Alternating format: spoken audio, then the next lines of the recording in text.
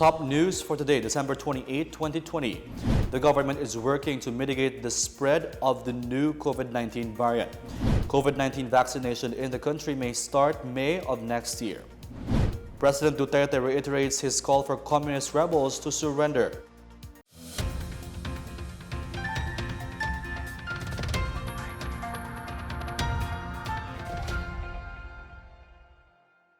Good day, I am Rom Dulfo. Welcome to PNA Newsroom. Our top story, the government has adopted measures to mitigate the spread of a new COVID-19 variant. The new strain was first detected in the UK and already has presence in a handful of countries.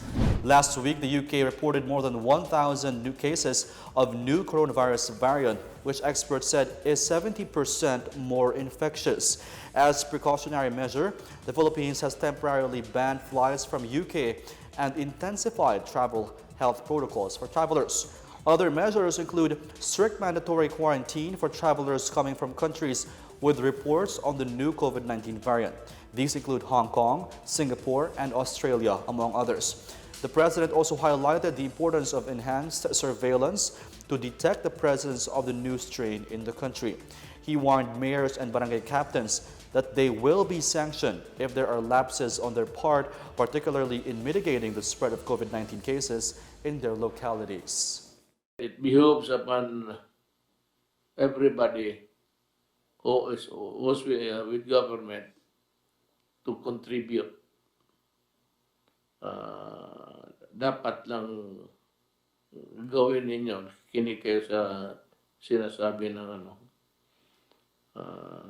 yung surveillance talaga importante.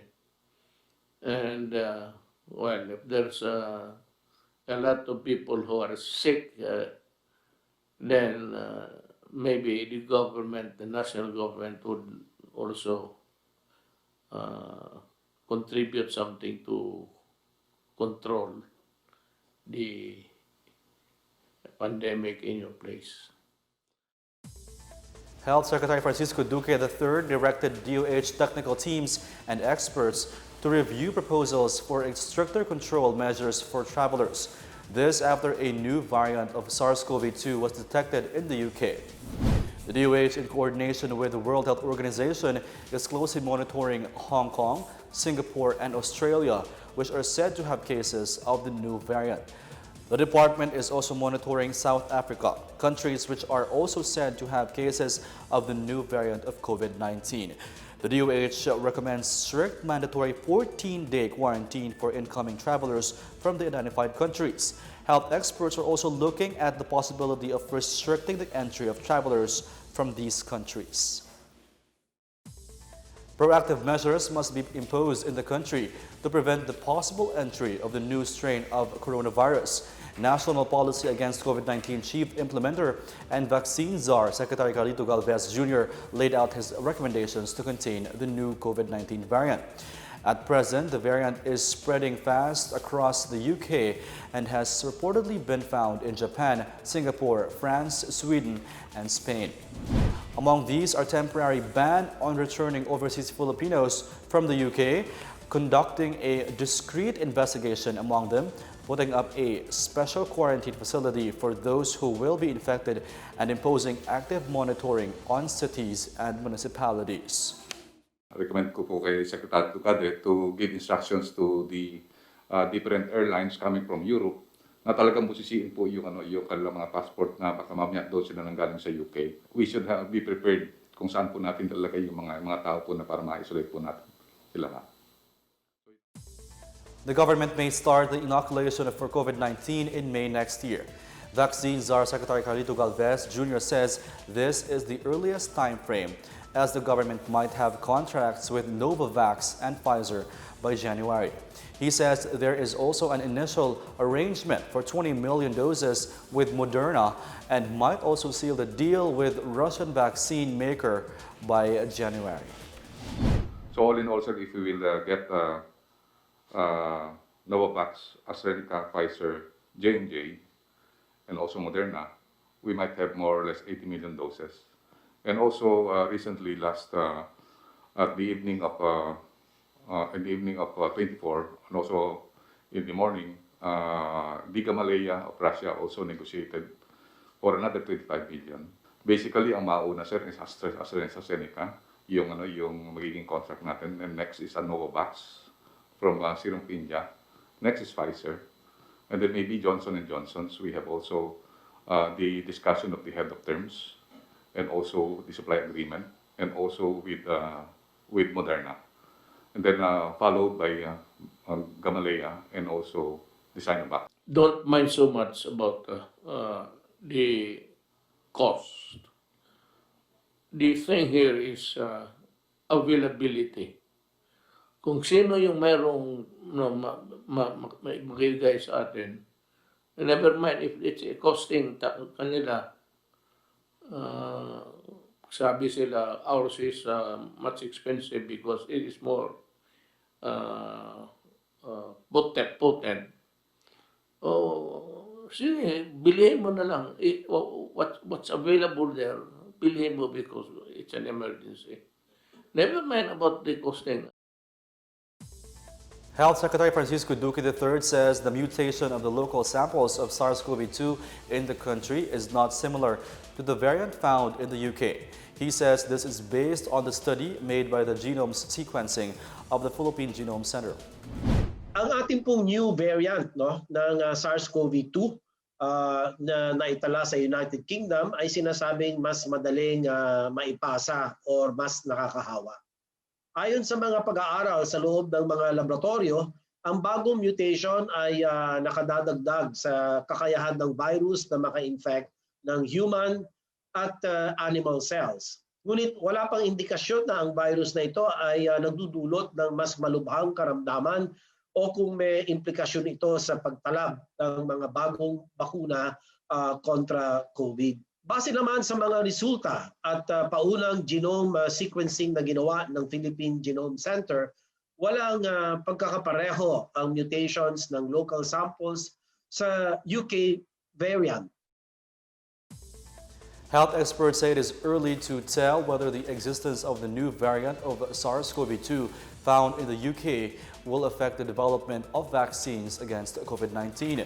Dr. Marisa Alejandria of the Philippine Society for Microbiology and Infectious Diseases says the predominant strain of SARS-CoV-2 is not yet known and surveillance is needed to see how it behaves. We expect mutations to occur with this type of virus. Para yan yung flu virus din natin na every year, kailangan bago yung vaccine.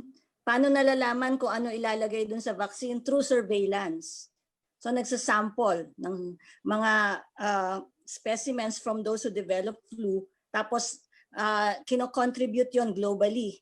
And then nagpo-produce ng vaccine based on the strains, predominant strains. Itong coronavirus, SARS-CoV-2, hindi pa natin alam kung ano yung magiging predominant strain.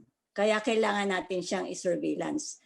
Meanwhile, Dr. EDSEL SALVANA of the DOH Technical Advisory Group member stressed the importance of surveillances in the improvement of the current COVID-19 vaccines. Hindi naman siguro kinakailangan pang yung sobrang i-lockdown natin kasi it looks like naman that they are doing their part. Sila rin nagre-restrict ng entry sa UK. May consequences rin itong kung magsasarado tayo ng ubo ng stricto. And what we are trying to do is multiple layers po talaga, and we have to justify the multiple layers with constant risk assessment. Pwede naman po talaga magbago, but it's very important to understand that yung ating minimum health standards really work as long as we use them and we strictly comply with what is being asked of us.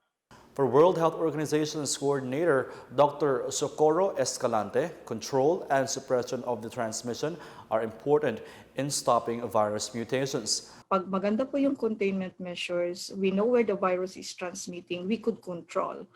But that is not enough. The second part of it would be to prepare our national systems as well to identify or detect and also ensure public health measures such as isolation and quarantine. For her part, Dr. Ana Ong Lim of the Pediatric Infectious Disease reminds the public to observe the minimum public health standards at all times to control the spread of the coronavirus and the existence of the new variant of SARS-CoV-2. Para makaiwas dun sa mga ganong klaseng variation is we need to be able to contain the cases, and this can be done through common sense and application of the minimum public health standards.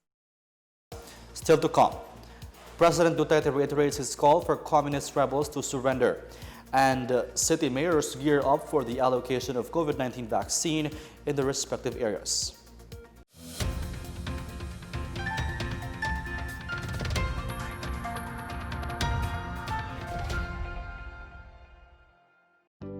Alamin kung paano ang tamang pagsusuot ng surgical mask. Una, hawakan ang mask sa strap at siguruhing natatakpan nito ang inyong bibig at ilong. Tandaan, ang may kulay na bahagi ng mask ang dapat nasa labas. Ito lamang ang tamang paraan ng pagsuot nito. Ihulma ang nose piece o maliit na metallic strip ayon sa hugis ng inyong ilong. Iwasan ang paghawak sa inyong ilong at bibig. Kung marumi na ang mask, hubarin ito gamit ang strap at itapon ito sa isang basurahan. Siguruhin ang maayos na paghuhugas ng kamay gamit ang sabon at tubig. Ang surgical mask ay dapat gamitin ng mga pasyenteng may sakit sa baga o mga taong mayroong ubo, sipon at lagnat, mga nag-aalaga sa mga may sakit, at mga healthcare at frontline workers. Maaari ring magsuot nito kung kayo ay pupunta sa matataong lugar. Basta't sama-sama at laging handa, kaya natin to! Isang paalala mula sa DOH, PCOO, KBP at ng himpilang ito.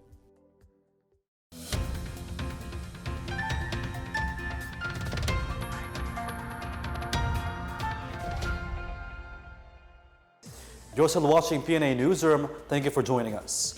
President Duterte has renewed his call to members of the Communist Party of the Philippines, New People's Army, to surrender. He assured them of government assistance if they decide to return to the fold of the law. President Duterte said CPP-NPA leaders had no more ideological setup in their minds and nothing to fight for anymore. He said communist rebels are no different from the Abu Sayyaf group that carries out terrorist attacks like kidnapping and bombings. He also said that communist rebels extorted millions from big businesses and corporations while their leaders live lavish lifestyles and send their children to study overseas. The president vowed to provide all kinds of assistance to those who surrender, including housing, livelihood, and education for their children. He also assures them of being included in the government's mass vaccination campaign once the vaccine for COVID-19 becomes available. Sumurrender na kayo. Ako, pag nag-surrender kayo, bahay.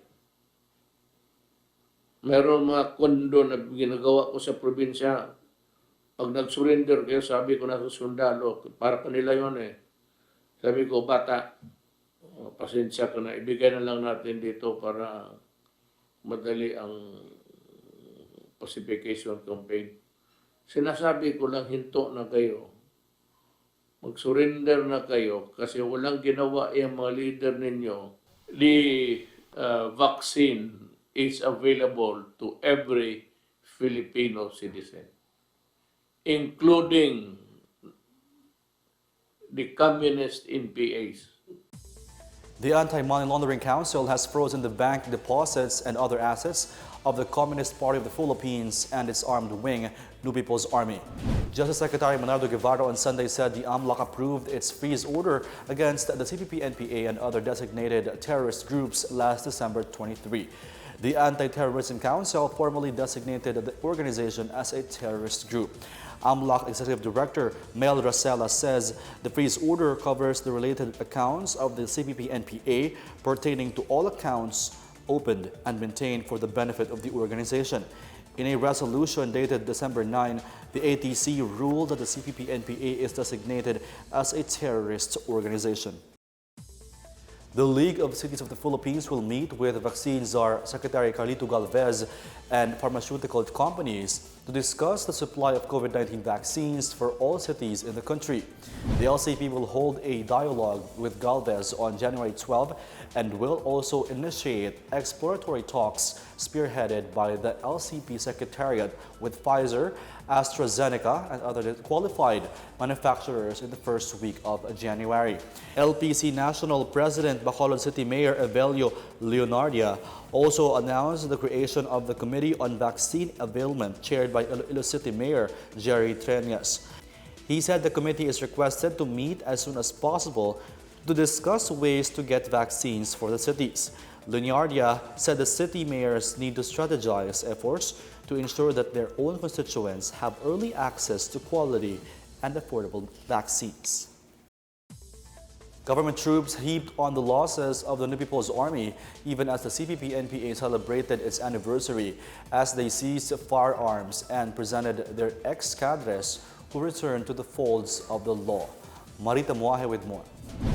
Timely and reliable information provided by a former rebel helped the 30th Infantry Battalion discover a depository of high-powered firearms and ammunition in Surigao del Norte on Sunday. The weapons were recovered in Tugnawan, Sitio Little Baguio, Barangay Payapag, Bacuag Town. The war materials are believed to be owned by the members of Guerrilla Front 16 of the NPA's Northeastern Mindanao Regional Committee. The pursuit operation by the 30th Infantry Battalion is still ongoing to ensure the safety and security of the communities in the area. In Iloilo, government troops seized an NPA hideout following an encounter in Barangay Tigmarabo, Miagao on Saturday. Members of the 61st Infantry Battalion chanced upon more or less 40 members of the Suyak Platoon of the Southern Front, Comiteng Rehiyon, Panay. The hideout was discovered after a more or less 20-minute firefight ensued. Meantime, Ilonggo cops will remain vigilant after the encounter in Tigmarabo. In North Cotabato, as the Communist Party of the Philippines celebrated its 52nd founding anniversary on Saturday, the military presented to the public assorted firearms surrendered by former rebels. Colonel Potenciano Camba, commander of 1002nd Infantry Brigade, said the arms were handed down by rebel returnees undergoing interventions through the National Task Force Ending Local Communism and Armed Conflict. At least 156 members of the New People's Army reportedly returned to the fold of the law this year through the 1002nd Brigade. For the PNA Newsroom, I'm Marita Muahe. In business, correction in oil prices in the international market, along with the seasonal inflows, are expected to further back the Philippine peso.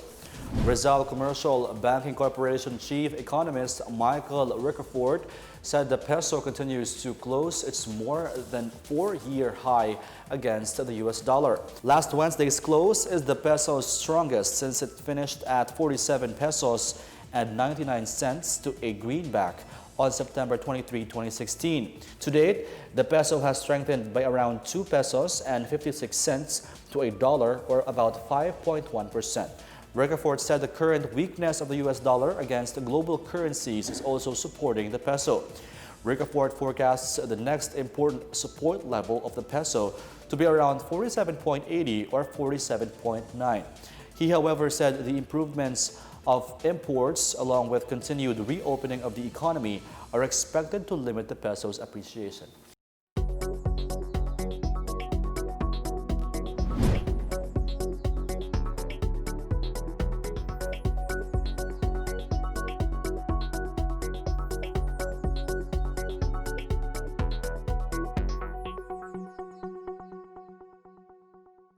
Up next, 2 more countries confirm cases of the new COVID-19 strain.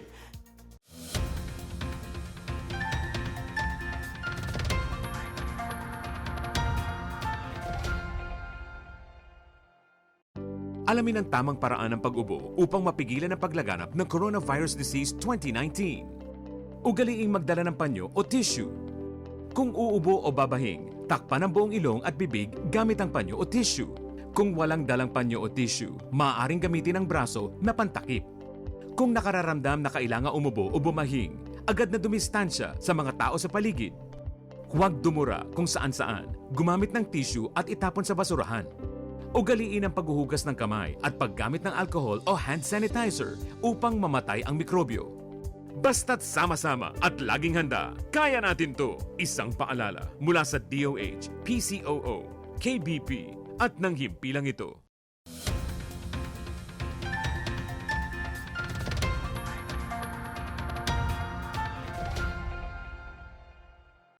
Sweden and Spain have confirmed to have detected the first case of a new strain of the deadly coronavirus.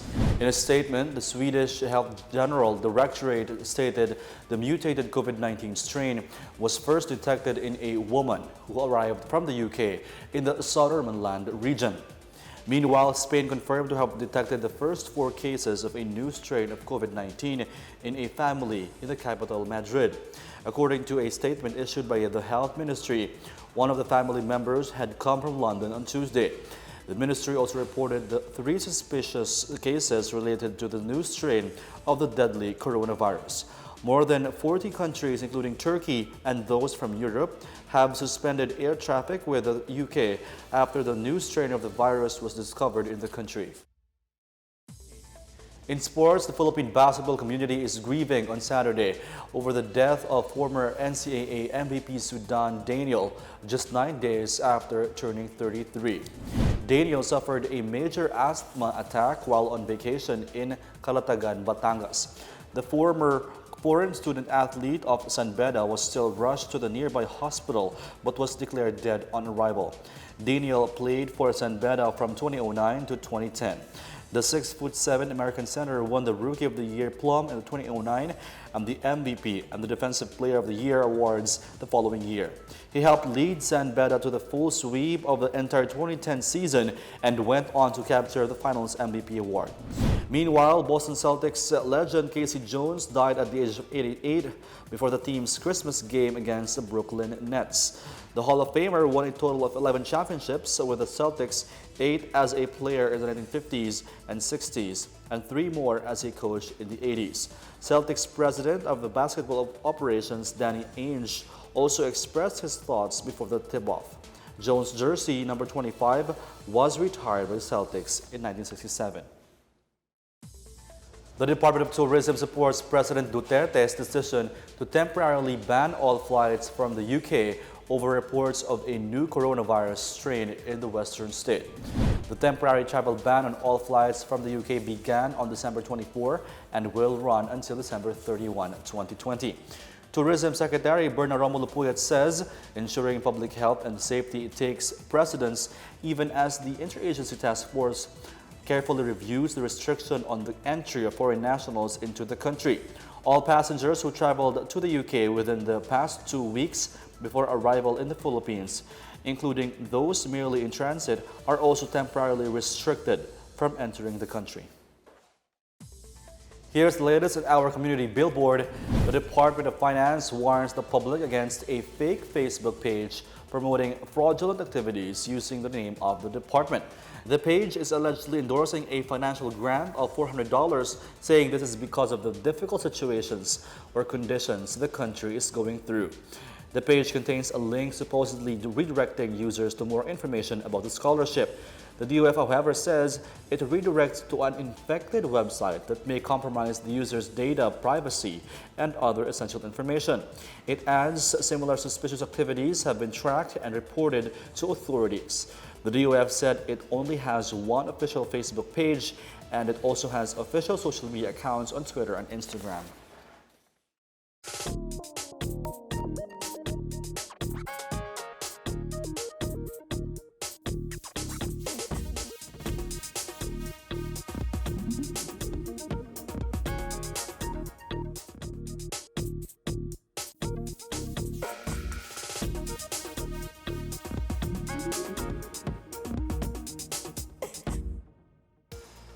Let's take one more look at today's biggest stories. The government is working to mitigate the spread of the new COVID-19 variant. COVID-19 vaccination in the country may start May of next year. President Duterte reiterates his call for communist rebels to surrender. Thank you for watching another episode of the PNA Newsroom. To check more news content, check our webpage or head on to the Philippine News Agency's Facebook and Twitter accounts. For more stories about the government and how it serves Filipinos, look for these hashtags in all our social media platforms and websites. We are shown on the pages of the PCAO and its attached agencies. Also watch us on television on PTV4 at IBC 13. As we inch closer to the new year, we'd like to express our deep gratitude to everyone who has been with us every night, telling the stories that matter to Filipinos. Happy birthday to my co-anchor in the PNA Newsroom, William Frederick Theo. And that's the biggest stories that you need to know from the PNA Newsroom. We tell stories that inspire change. I am Rom Dulfo. Have a good day.